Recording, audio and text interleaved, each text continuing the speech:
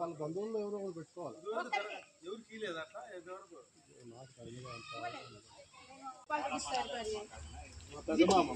వాళ్ళ పెద్దమామ ద్వితీయ వర్ధంతి శుభ సందర్భంగా 8 మంది బుక్స్ ఇచ్చాడు.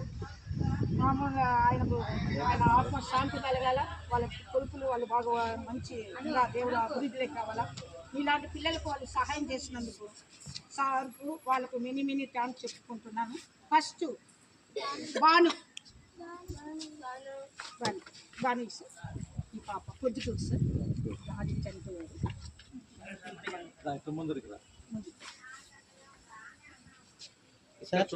అటు చూడు బాన్నాడు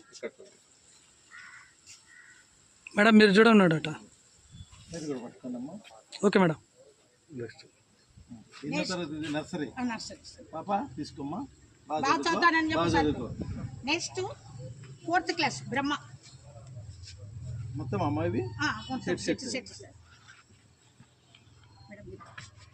బాబు వచ్చింటే బాగుంది. ఆయన చెన్నైలో ఉంటాడమ్మా సార్.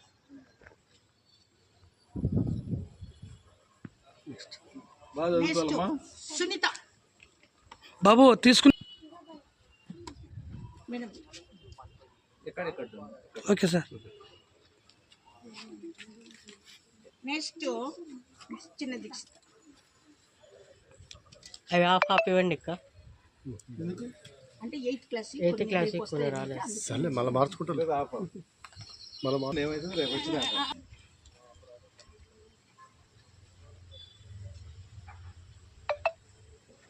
దీక్షిత మీరు రేపు ఇస్తారు మీకు మిగతాయి కూడా.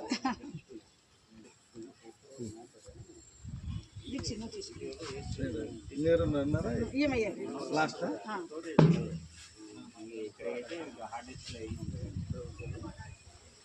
చూడు పాప.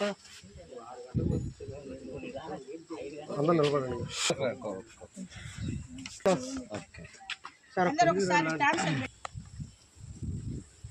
చిన్న ఇది చూడమ్మా పాప. బాను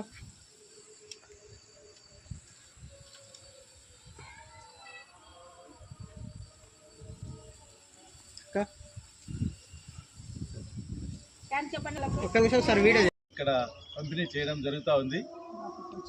ఆయన యొక్క దాతృత్వాన్ని చాటుకోవడం కూడా జరుగుతూ ఉంది.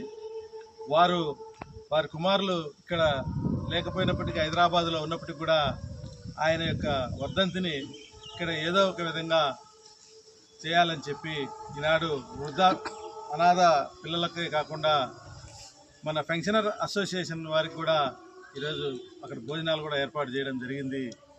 మరి వృద్ధాశ్రమంలో కూడా వాళ్ళకు టిఫిన్ కూడా ఏర్పాటు చేయడం జరిగింది. మరి ఆయన ఒక మంచి ఉపాధ్యాయుడు కూడా.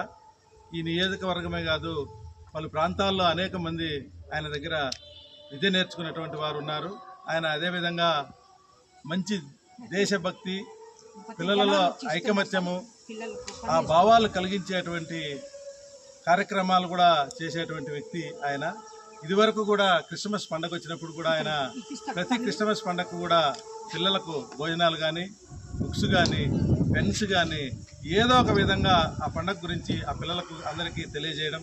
అలాగే స్కూల్లో ఉండే పిల్లలు కూడా ఒక ప్రాంతము, ఒక మతము, ఒక కులము లేకుండా అందరూ కూడా ఐకమత్యంగా ఉండి దేశభక్తి భావాన్ని పెంపొందించే విధంగా ఆయన యొక్క ఉపాధ్యాయుని ఒక పట్టుదలతో పనిచేసినటువంటి వ్యక్తిని కూడా నేను ఈ సందర్భంగా మీ అందరికీ తెలియజేస్తున్నాను.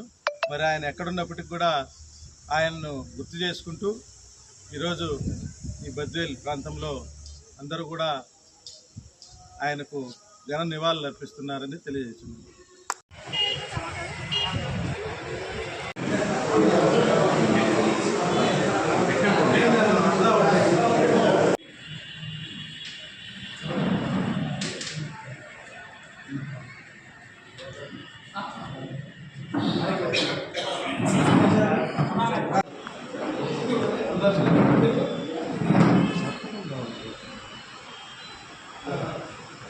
సార్ ఒకసారి నిలబడుకోండి సార్. సార్ ఇది చూడు సార్. సార్ కొద్దిగా ఎన్నిక జరగండి.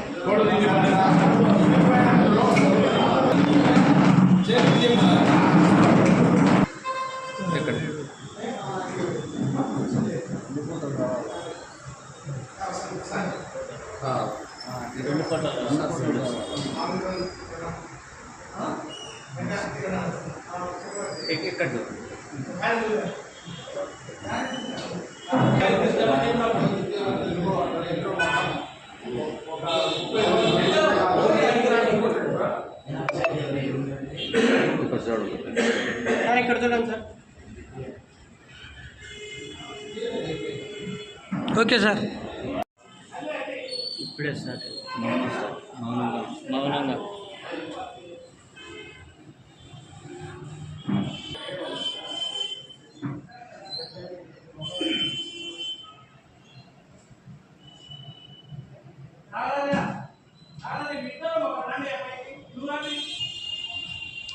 ప్రతి ఒక్కరే మనకు విరాళంగా ప్రకటించినారు.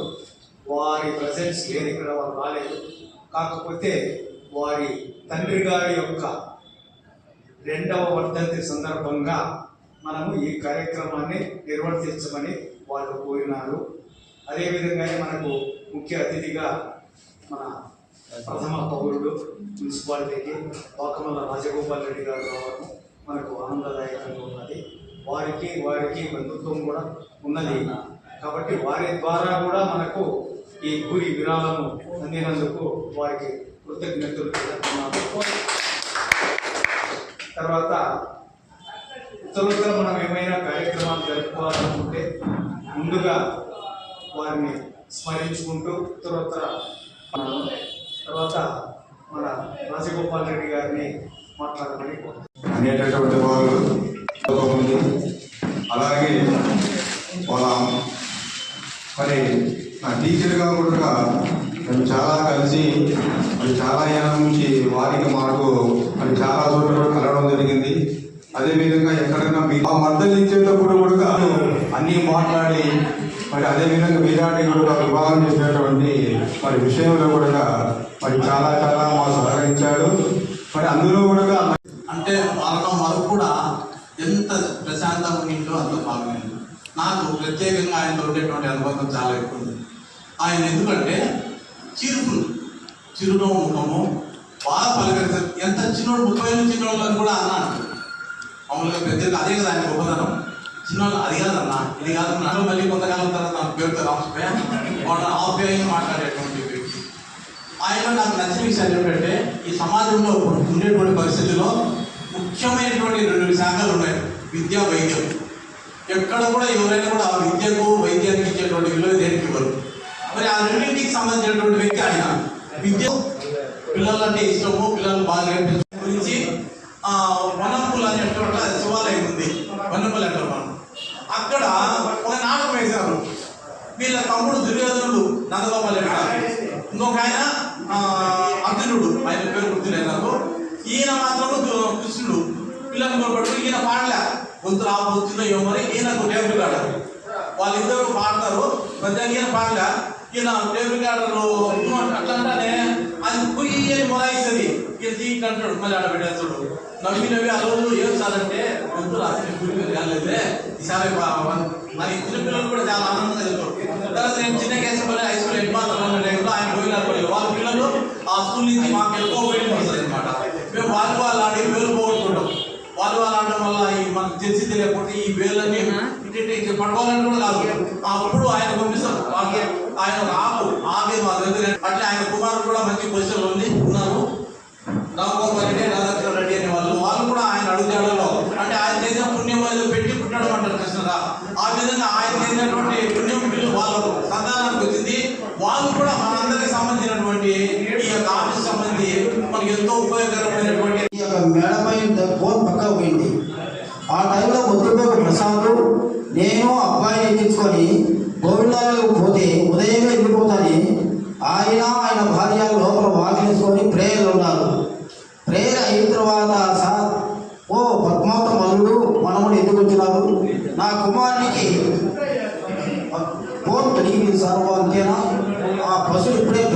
ఉన్నది అని చిన్నపిల్లలు మధ్యలో కూర్చోబెట్టుకొని ఆ పశు రుద్దుతూ ఒక్కసారి ఆ బోన్ ఆ కూట్లో దోసిన కంటే ఆ ఏడుపు ఆ బాధ అన్నీ పోయింది నా కుమారునికి.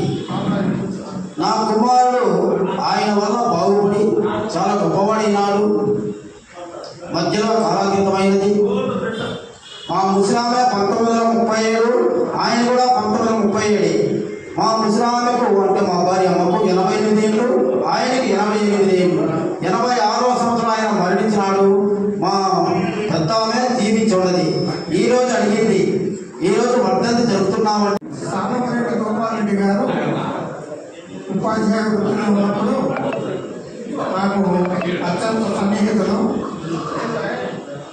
ఆ తర్వాత కొన్ని కార్యక్రమాలలో కూడా సంఘ సభ్యులుగా ఆయన మాతో చేదులుగా ఉంటూ మాకు ఎన్నో రకాల కార్యక్రమాల్లో సహాయ సహకారాలు అందిస్తూ మాకెంతో సహకరించినారు. అలాంటి వ్యక్తి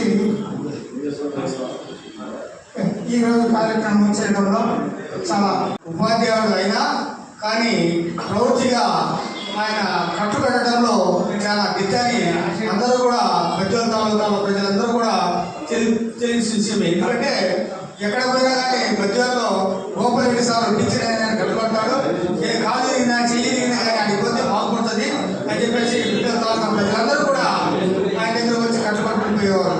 నేను కూడా ఉపాధ్యాయుడు కాబట్టి ఈ విషయంలో నేను ఎంఆర్ఓ పనిచేసేప్పుడు చాలా మంది ఆ విషయం చెప్తుంటే నిజంగా నేను ఆశ్చర్యమైన ఒక ఉపాధ్యాయుడుగా ఉద్యోగరీత్యా ఉపాధ్యాయుడు ఉంటూ ప్రవృత్తిగా మన కట్టుబెట్టే ఈ యొక్క వృత్తి ఎన్నుకున్నందుకు నిజంగా ఆయన ఎక్కడుండే కానీ ఆయన ఆత్మకు శాంతి చేకూరాలని ముఖ్యంగా ఆయన తరఫున మన భద్రత పెన్షన్ కార్యాలయానికి ఉద్యోగమే కదా ఈ యొక్క భవనానికి అన్ని వసతులు కల్పించిన మహానుభావులు ఆ కుటుంబం. ఎందుకంటే ఇది ఆశామాషి కాదు. ఈ భవనంలో ఫర్నిచర్ అంతా ఆయనకు సంబంధించింది కాబట్టి ఆయన స్మరించుకోవడంలో తప్పు లేదు. కాబట్టి ఈ పెన్షన్ కార్యాలయము విద్యోతికంగా భవిష్యత్తులో ఇన్ని మంచి మంచి కార్యక్రమాలు చేపడతాయి. జరపడం చాలా సంతోషకరము. వేదికను అలంకరించిన రాజగోపాలరెడ్డి గారికి, బ్రహ్మయ్య, రామసుబ్బయ్య, మిగతా సభ్యులు కులంరాజు, రామసుబ్బయ్యలు అందరూ మన ఈయన వర్ధంతికి హాజరైన మన అసోసియేషన్ సభ్యులు మిగతా వారికి అందరికీ నమస్కారాలు. ఈ అసోసియేషన్కు భారీగా ఒక కుమారుడు, ఇద్దరు కుమారులు భారీగా సహాయం చేసినందుకు చాలా ధన్యవాదాలు. సార్ గురించి నాకు పెద్దగా తెలియదు కానీ అంతవరకు చెప్పగలను. వారి ఆత్మకు శాంతి కలగాలని దేవుని ప్రార్థిస్తూ వాళ్ళ కుమారులు కూడా మంచి భవిష్యత్తు నుంచి మంచి ఆయుధాలను ఇవ్వాలని దేవుని ప్రార్థిస్తున్నాను. ఏర్పాటు చేయడం జరిగింది. ఈ సంతాప సభ ఏర్పాటు కంటే ముందు జరిగిన విషయాలు కొన్ని మీ ముందుకు తీసుకొని రావాలి. విషయం ఏమంటే, నేను ఒకరోజు టీచర్ గోపాలరెడ్డి గారు మన పెన్షన్ కార్యాలయం పడిపోయి దండలు ఊడిపోయి కింద పడిపోయింది. ఆ సమయంలో గోపాలరెడ్డి గారికి ఫోన్ చేస్తే నేను 10,000 రూపాయలు ఇస్తాను, ఏమన్నా ఉండి రిపేర్ చేసుకోమని చెప్పినారు. అదేవిధంగా మనకు ముందు పూర్వ అధ్యక్షులు ఉన్న శ్రీ రామారెడ్డి గారిని కూడా ఈ సందర్భంలో తలుచుకోవాలి. ఎందుకంటే రామారెడ్డి గారు విషయం ఏమంటే, ఈ సంఘానికి వచ్చేసి నారాయణ, వెంగయ్య, అంతకు ముందు ఆయన ట్రెజరర్ ఆయన పేరు మర్చిపోయిన అయితే క్షమించాలి. వీరు వచ్చేసి ఈ సంఘానికి వచ్చేసి చెట్టుకు విత్తనం వేసి చెట్టు ఎండిపోకుండా నీళ్లు పోస్తూ ఉన్నారు. ఆ నీళ్లు పోసే చెట్టుకు రామారెడ్డి గారు వచ్చిన తర్వాత దానికి ఆకులు కొమ్మలు వచ్చేటట్టు చేసినారు. ఆకులు కొమ్మలు అంటే ఆ దంతంతో పడిపోయే బిల్డింగ్ను ఆయన వచ్చేసి ఫస్ట్ ఫ్లోర్ కింద బిల్డింగ్ వచ్చేసి స్లాబ్ వేసినారు. స్లాబ్ వేసిన తర్వాత ఈరోజు సామరెడ్డి గోపాలరెడ్డి గారి ద్వితీయ వర్ధంతి. ఈ వర్ధంతి సందర్భంగా మనం అందరం కూడా ఇక్కడ ఆయనకు ప్రత్యేకమైనటువంటి ఘన నివాళులు అర్పిస్తున్నాము. మరి ఈ సందర్భంగా మనం ఆ సామరెడ్డి గోపాలరెడ్డి గారిని మనందరం కూడా స్మరించుకున్నాం. ఇప్పుడుదాకా అందరూ కూడా చాలా మంది వక్తలు ఆయన గురించి తెలియజేశారు. నాకు పెద్దమామ అవుతారు, దగ్గర బంధువు.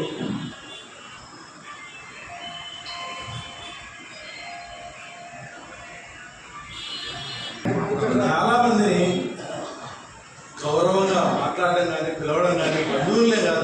ఉద్యోగస్తులు కాదు అందరినీ కూడా, ప్రత్యేకించి నా మీద పెద్ద అభిమానం. ఎందుకంటే నేను లోకల్గా బద్దెల్లో ఉండేవాడిని, బంధువుల్లో నేను కూడా దగ్గరగా ఉండేవాడిని కాబట్టి ఎప్పుడు కూడా నాతో చాలా సన్నిహితంగా ఉండేవాడు. ప్రతి విషయంలో కూడా నాకు సలహాలు ఇచ్చేవాడు, సూచనలు ఇచ్చేవాడు. అన్ని విషయాలలో కూడా వారి కుటుంబ సభ్యులను ఏ విధంగా ప్రేమ అభిమానాలతో చూస్తారో అంతకంటే ఎక్కువగా నన్ను చూశాడు. ఇది నగ్న సత్యం. మరి ఈరోజు ఆయన లేరు. ఆయన లేకపోయినప్పటికీ కూడా మనమందరం కూడా ఆయన ఇంత పెద్ద ఎత్తున మాట్లాడుకుంటున్నామంటే ఆయన చేసినటువంటి గొప్ప పనులు చాలా చేసింటేనే మనం ఈ విధంగా మాట్లాడుతున్నాం. మరి ఇప్పుడే పెద్దలందరూ చెప్పారు, ఆయన విద్యా వైద్యంలో కూడా మీ అందరికీ తెలుసు, విద్యలో ఆయన చాలా 85 సంవత్సరాలు, అంటే దాదాపు 86-87 సంవత్సరాలు. అంటే అప్పట్లో మీ అందరికంటే సీనియర్ ఉంటాడని నేను అనుకుంటున్నాను. ఇక్కడ ఉండే వాళ్ళలో అందరికంటే సీనియర్ ఉంటారు. ఏమన్నా సార్ ఏమన్నా ఉండేవారు లేదు. అప్పట్లో ప్రతి ఒక్కరికి విద్య నేర్పించి పల్లెటూళ్ళలో కూడా వాళ్ళ సొంతూరులో కూడా చాలా కాలం పనిచేసినటువంటి వ్యక్తి ఆయన. కాళ్ళు ఇరిగి వాళ్ళు కట్టించుకోలేని పరిస్థితి వ్యక్తి. మరి అలాగే ఆయన ప్రాంతాలు, కులాలు, మతాలకు అతీతంగా కూడా మీరు ఉపాధ్యాయులు కాబట్టి మీకు ఒక ఇంటెగ్రిటీ, దాని ఏమంటారు, ఐకమత్యము భారతదేశం పట్ల మనకు గొప్ప ఒక భావము, దానేమో అంటారు. అవన్నీ కలిగించేటట్టుగా ఉపాధ్యాయులు మీరంతా పిల్లలను తీర్చిదిద్దుతారు కాబట్టి దాంట్లో భాగంగా మా గోపాల్ రెడ్డి మాంగారు కూడా ఏం చేసేవారంటే క్రిస్మస్ పండుగ వచ్చినప్పుడు కూడా పిల్లలందరికీ పండుగ గురించి తెలియజేసి వాళ్ళకి ఏదన్నా భోజనం పెట్టడం కానీ, బిస్కెట్ చేయడం కానీ, అట్లాంటి పెన్స్ ఇవ్వడం కానీ ఆయన మధుర స్మృతులు మనం ఒకటి కూడా మర్చిపోలేమని మీకు ఈ సందర్భంగా తెలియజేసుకుంటూ, మరి వారు యొక్క ఈ 2వ వర్ధంతి కార్యక్రమాన్ని వారి కుమారులు ఇద్దరు కూడా ఇక్కడ ఈ ఊర్లో లేనప్పటికీ సొంత ఊరు, మా నాన్న ఇక్కడ దిగినటువంటి ప్రదేశం కాబట్టి ఆయన పేరును మరొకసారి మనం అందరం కూడా స్మరించుకోవాలని చెప్పి వాళ్ళు ఈరోజు హైదరాబాద్లో ఉన్నా కూడా ఈ కార్యక్రమాన్ని వాళ్ళు ఏర్పాటు చేయమని మన బ్రహ్మయ్య సార్లు చెప్పినారు. దానికి కావాల్సినటువంటి ఫెసిలిటీస్ ఏమైనా ఉంటే చేస్తామని. దీంట్లో భాగంగా మార్నింగ్ మేము ఒక వృద్ధాశ్రమానికి కూడా వెళ్ళింది. అక్కడ ఆ వృద్ధాశ్రమంలో వాళ్ళకు టిఫిన్ ఏర్పాటు చేశారు. ఇంకొక అనాథాశ్రమ పిల్లలు ఉన్నారు అక్కడ, అనాథ పిల్లలు, వాళ్ళు స్కూల్కి వెళ్ళే పిల్లలు, వాళ్ళు ఏదో బుక్స్ కానీ అవి లేవని చెప్తే ఆ బుక్స్ సంబంధించి కూడా ఒక 20,000 రూపాయలు బుక్స్ కూడా తీసి మార్నింగ్ అక్కడ ఇచ్చి రావడం కూడా జరిగింది. మరి వారు ఇక్కడ లేకపోయినప్పుడు కూడా మనము రాధాకృష్ణారెడ్డి గారు, రామగోపాల్ రెడ్డి గారిని వాళ్ళని నేను కూడా ప్రత్యేకంగా అభినందిస్తున్నాను. ఎందుకంటే వాళ్ళు హైదరాబాద్లో ఉన్నప్పటికీ కూడా ఆ యొక్క స్మృతులు ఇక్కడ ఉండాలి అని చెప్పి చెప్పడం జరిగింది. మరి సార్ అన్నట్టు నేను ఒక వారం కింద హైదరాబాద్ పోయినప్పుడు నాతో మాట్లాడాడు. ఒకసారి పెన్షనర్స్ అసోసియేషన్ వాళ్ళ దగ్గరికి మీరు వెళ్ళండి రాజగోపాల్ రెడ్డి, వెళ్ళి వాళ్ళు ఇంకా ఏమన్నా, ఇప్పుడు సార్ అన్నాడు 5 లక్షల రూపాయలు డబ్బు ఇస్తే ఇవంతా చేశామని, ఈ 5 లక్షలే కాకుండా వాళ్ళకి ఏమైనా ఎక్కువ తక్కువ ఉంటే ఒకసారి మీరు చూసి అదేమన్నా అవసరమైతే నాకు చెప్తే నేను తీసిస్తాను అని నాకు చెప్పాడు. ఆయన ప్రత్యేకంగా ఫ్రిడ్జ్ అంత అవసరమవుతుందేమో, వీళ్ళకు ఏమవసరమో నువ్వు చూస్తే నీకు తెలుస్తుంది, నువ్వు పో ఒకసారి అని నాకు అన్నాడు. సార్ మేము మాకు 5 లక్షలు ఇచ్చి చాలా గొప్ప, మేము మళ్ళీ ఇంకా డబ్బు అనేది అది మాకు అత్యాది సార్, ఇంకా మాకు వద్దు సార్ డబ్బు, మీరు ఇచ్చిన డబ్బు మీది, అది అద్భుతంగా ఏమన్నా కావాల్సి పెట్టామన్నారు. చాలా సంతోషం సార్. మీ అందరికి కూడా ఈ యొక్క సభాముఖంగా మీ అందరికి కూడా నేను ప్రత్యేకమైన కృతజ్ఞతలు తెలియజేసుకుంటూ, మరి వారికి వారి కుటుంబ సభ్యులందరికీ కూడా నేను ఈ కార్యక్రమం తరఫున ప్రత్యేకమైనటువంటి అభినందనలు, కృతజ్ఞతలు. Thank you. సంస్మరణ సభ ముఖ్యమంత్రిగా ఏర్పాటు చేయడం చాలా అభినందనీయం. వారు చేసిన సహాయం అంతా ఇంత కాదు, అందరూ చెప్పారు. ప్లీజ్ గోపాల్ రెడ్డి గారి గురించి నేను కొన్ని మాటలు చెప్పాలనుకుంటున్నాను. ఉపాధ్యాయ వృత్తిలో 35 సంవత్సరాలు పూర్తిగా పనిచేశారు. ఆయన ఉపాధ్యాయులు. చాలా మంది ఉపాధ్యాయులు అంటే నేను ఉంటాను అప్లికేషన్ పెట్టుకొని ప్రభుత్వంలో లాలూచి పడి అవి తెచ్చుకుంటారు. కొంతమంది రాష్ట్రపతి అవార్డు గ్రహీత అని అవి కూడా పొందుతారు. మధ్యలో నాకు తెలిసి గుర్రాల తిరుపలయ్య గారు రాష్ట్రపతి అవార్డు గ్రహీత. మరొకరు మా మిత్రుడు తెలుగు పండితుడు హనుమంతరావు గారు. అయితే గుర్రాల తిరుపలయ్య గారు దాన్ని ఎప్పుడూ సద్వినియోగం చేసుకోలేదు. పాపం ఆయన ప్రధాన ఉపాధ్యాయులుగానే ఎక్కడ మాట్లాడినా కూడా ఉంటాడు. కానీ కొంతమంది దాన్ని అదే పనిగా ఉపయోగించుకుంటారు. మరి గోపాల్ గారికి చెప్పాలంటే ఆయన అలా తెచ్చుకున్న వ్యక్తి కాదు అని చెప్తున్నాను. స్వచ్ఛందంగా రూపాయి పదాలు అన్నట్టు ఉపాధ్యాయ వృత్తిని దిగ్విజయంగా పూర్తి చేసుకుని మన ఆరోగ్యం ఎట్లున్నా కూడా 85 సంవత్సరాలు జీవించాడు అంటే అది ఆయన చేసుకున్న పుణ్యమనండి, సమాజానికి ఆయన చేసుకున్న సహకారం అనండి, దాతృత్వం అనండి. ఉపాధ్యాయ వృత్తిలో ఉన్నప్పుడే